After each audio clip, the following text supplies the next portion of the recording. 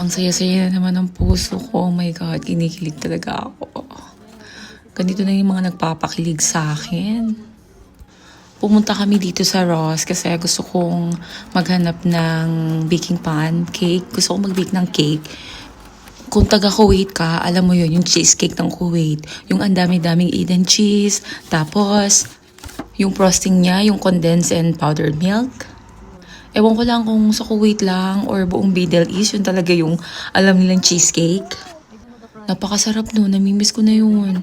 Alam nyo ba, sa Kuwait, hindi kami nawawala ng stock noon. Talagang pagkakaubos lagi ako nagbe-bake.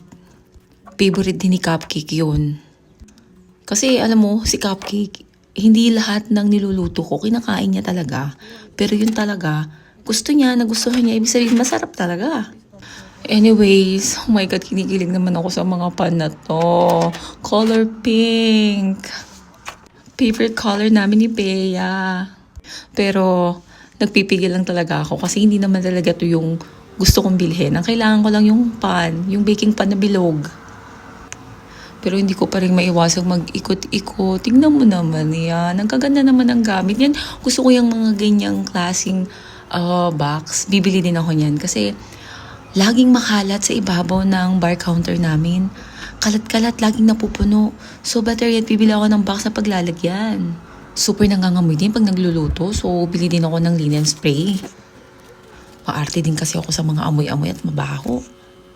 Kaya lang, sensitive din naman ang pang-amoy ko sa mga matatapang ang amoy.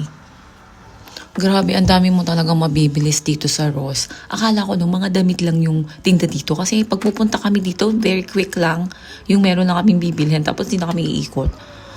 Yun pala, makikita mo rin pala lahat dito. May mga gamit din pala sa bahay.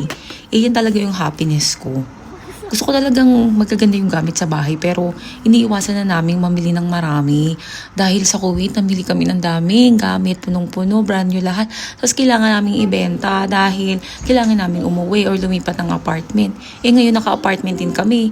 So eventually lilipat din kami. Tapos na kaming mamili so papaatihin ko muna si Bea habang iniintay ang daddy.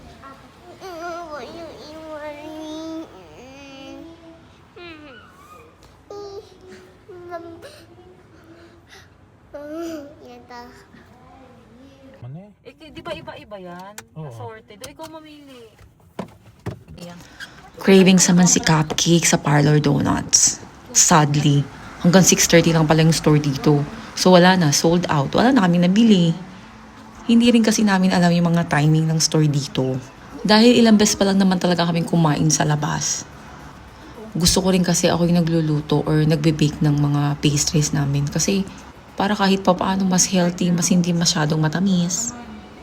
So yeah, ngayon craving sana sa donut, kaya lang sold out. Better luck next time. Bye! 1, 2, look at me. Out here. America, sit down. Sit down. Come on.